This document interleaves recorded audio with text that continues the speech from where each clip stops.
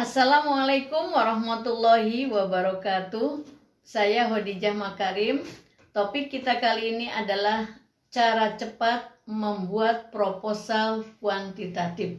Teman-teman sekalian, proposal kuantitatif itu menggunakan pendekatan deduktif ya, berbeda dari kualitatif. Nah, pendekatan deduktif itu artinya kita menggunakan cara berpikir dari yang umum ke yang khusus. Kemudian di dalam topik ini kita akan bicarakan tentang proposal. Ini ditujukan buat teman-teman yang sekarang sedang bersiap-siap akan menyusun proposal penelitian. Proposal itu adalah sebuah dokumen ya, dokumen usulan sebuah kegiatan. Kegiatannya apa saja, bisa kegiatan yang berkaitan dengan penelitian skripsi, atau mungkin penelitian yang lain, atau mungkin suatu kegiatan apa, misalnya meminta bantuan dari sponsor, itu adalah diperlukan kita membuat proposal. Jadi proposal itu dibuat untuk menjelaskan rencana kerja kita ya, secara mendetail gitu ya, dari latar belakangnya, dari tujuannya sampai tahapan yang akan dilalui. Jadi itu yang akan kita bincangkan pada kesempatan ini. Nah, sedangkan guna proposal adalah tadi kalau kita misalnya akan meminta bantuan dari sponsor, kita juga mengajukan proposal. Lalu yang kedua tentunya dalam konteks ini adalah meminta persetujuan dari dosen pembimbing.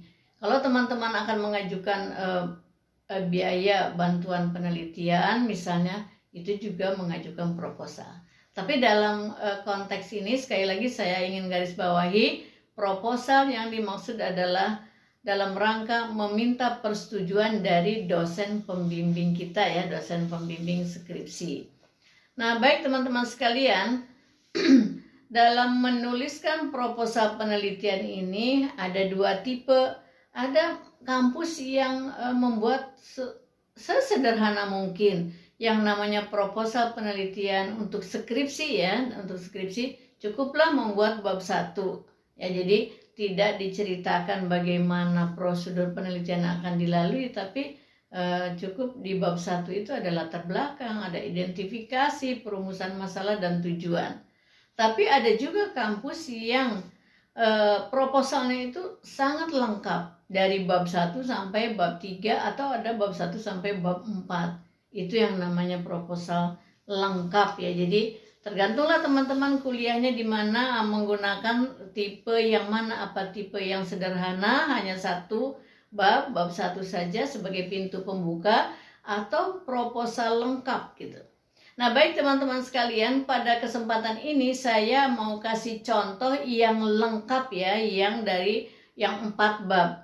Jadi yang lengkap itu pun ada yang 3 bab, menggunakannya ada yang 4.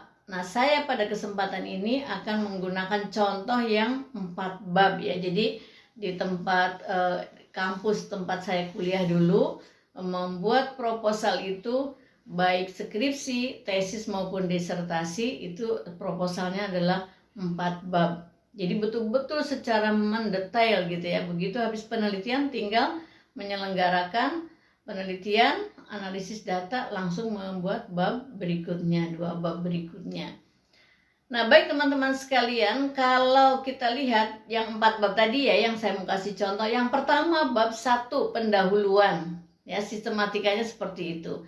Yang kedua landasan teori. Nah, landasan teori ini boleh yang namanya landasan teori atau tinjauan pustaka ya, tergantung panduannya. Kemudian yang bab ketiga adalah kerangka berpikir dan pengajuan hipotesis penelitian. Kerangka berpikir dan hipotesis penelitian. Dan yang bab keempat adalah metodologi penelitian. Nah, itu yang akan saya contohkan kepada teman-teman ya. Nah, baik teman-teman sekalian, yang sistematika di bab 1 itu biasanya berisi pertama latar belakang masalah, lalu perumusan masalah, tujuan penelitian, kegunaan penelitian, dan penelusuran hasil-hasil penelitian terdahulu. Jadi biasanya teman-teman diminta untuk menuliskan 4 atau 5 jurnal penelitian yang relevan dengan judul penelitian kita. Yang gunanya adalah untuk memperkuat bahwa penelitian kita itu adalah layak untuk dilaksanakan. Nah, baik teman-teman, sekarang beranjak ke bab 2. Bab 2 berisi landasan teori yang akan kita gunakan sebagai grand teorinya yang mendukung penelitian kita itu apa, kemudian teori yang mendukung grand teori itu apa, dan sebagainya ya. Kemudian juga akan berguna teori itu dalam merumuskan kerangka berpikir dan penyusunan atau pembuatan alat ukur. Nah, itu ada di bab 2. Nah, baik, sekarang kita lihat bab 3. Bab 3 itu adalah kerangka berpikir dan pengajuan hipotesis atau perumusan hipotesis penelitian. Nah, sekarang yang paling banyak susunannya yang secara mendetail itu adalah bab 4 yang judulnya metodologi penelitian.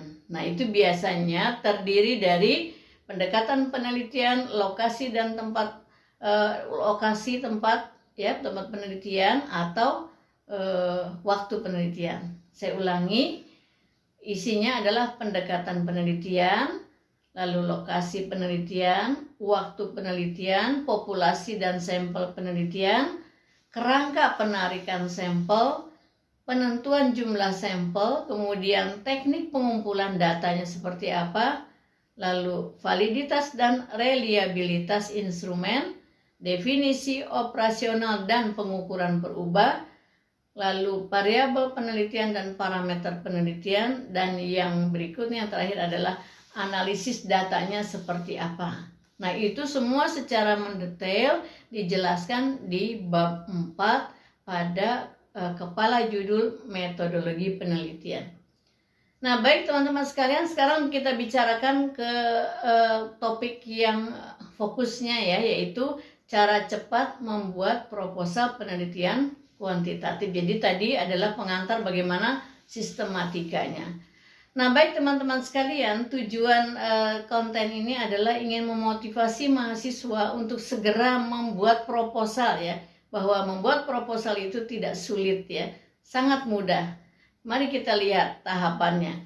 Yang pertama, temukan topik penelitian dulu ya, yang sesuai dengan program studimu. Jangan loncat ataupun beralih ke masalah-masalah yang di luar program studimu. Nanti kamu tidak menguasai ya. Jadi jangan, lebih baik fokus ke topik yang berkaitan dengan program studimu.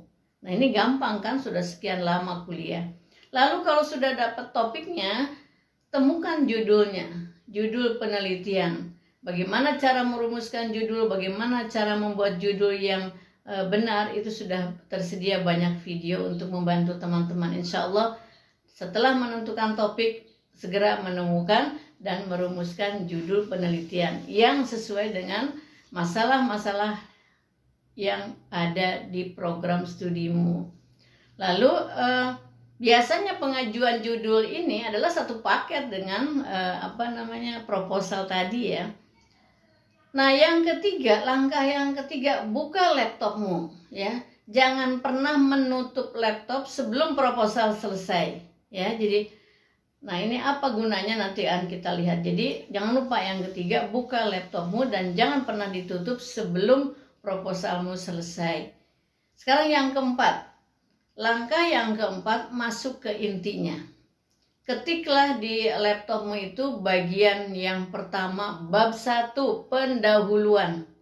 Lalu diketik bagian sub-sub dari pendahuluan tadi ya. Latar belakang masalah, perumusan masalah, dan seterusnya.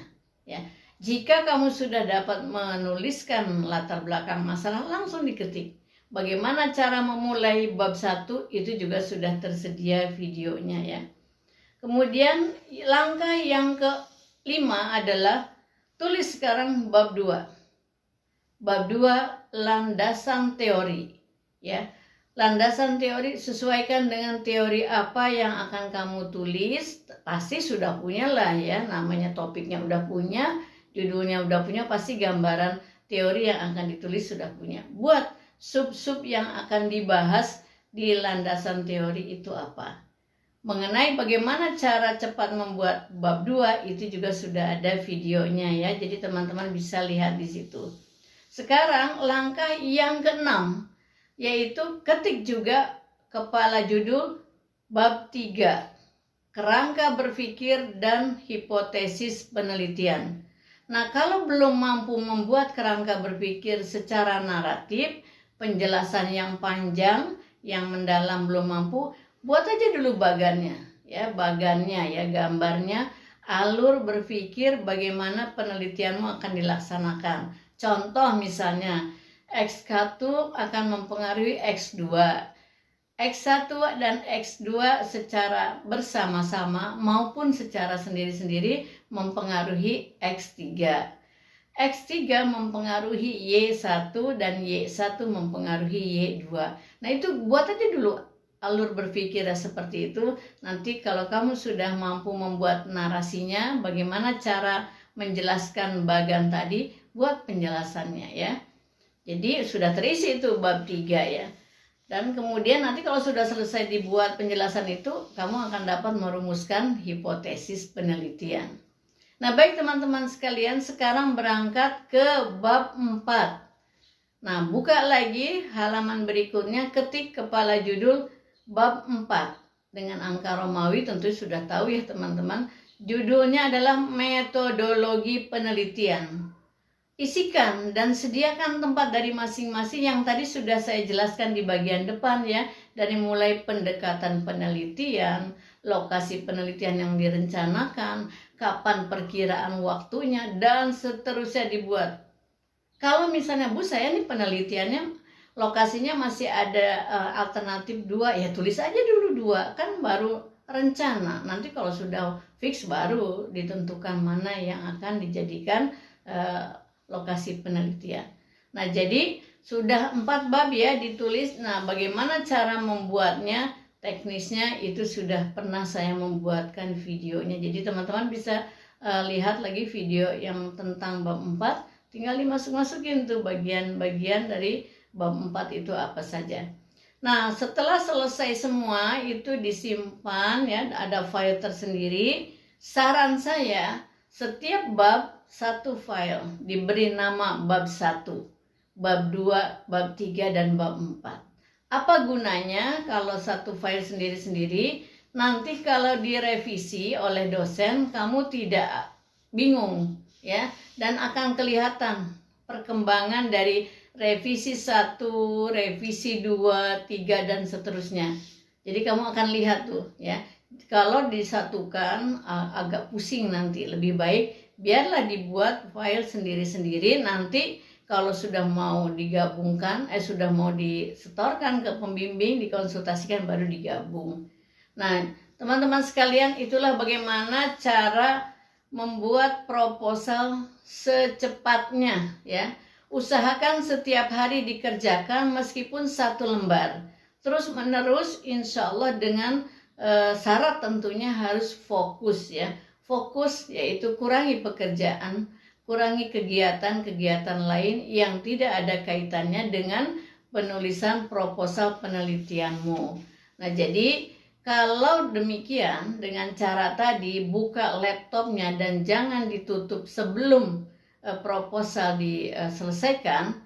Tentu kamu harus punya ruang kerja yang aman ya. Jadi bisa ditinggalkan dulu, ditutup ruangannya. Kalau kamu sedang tidak bekerja, balik lagi laptopmu, jangan pernah ditutup. Karena kalau sudah ditutup akan sulit sekali membangkitkan semangatmu untuk melanjutkan. Kalau dibuka itu artinya mengajakmu untuk terus melanjutkan pekerjaanmu. Nah, saya doakan insya Allah dengan cara laptopmu selalu dibuka sampai proposalmu selesai, insya Allah dalam waktu 15 hari kamu sudah punya proposal penelitian ya. Jadi itu yang ingin saya sampaikan kepada teman-teman. Ayo buka laptopnya, buat proposal penelitian. Hari ini adalah hari pertama kamu membuat proposal penelitian. Insya Allah di hari ke-15 proposalmu sudah jadi, sudah siap dikonsultasikan kepada pembimbing ya. Jangan pernah berpikir ini proposal kok kurang bagus, kurang bermutu. Nggak usah dipikirkan. Untuk mencapai mutu yang tinggi, grade-nya A, tentu dari bawah dulu. Biarpun misalnya menurut kamu ini kayaknya baru taraf di level C, nggak apa-apa, yang penting kamu setorkan. Jadi ketahuan kamu sudah punya proposal. Nanti direvisi akhirnya menjadi proposal yang siap ya untuk dilaksanakan di dalam proses penelitiannya di ACC, insya Allah segera ya. Nah, jadi demikianlah, selamat mencoba. Lakukan tadi tahap-tahapan yang sederhana dan mudah.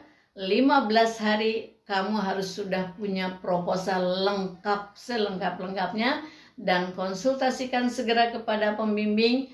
Saya doakan cukup 1 kali revisi, keduanya kamu sudah mendapatkan persetujuan bahwa proposalmu siap diseminarkan dan kemudian siap melaksanakan penelitian. Mudah-mudahan ini dapat dilaksanakan oleh teman-teman, dicoba, dan mudah-mudahan berhasil membantu teman-teman untuk segera memiliki proposal penelitian. Terima kasih. Assalamualaikum warahmatullahi wabarakatuh.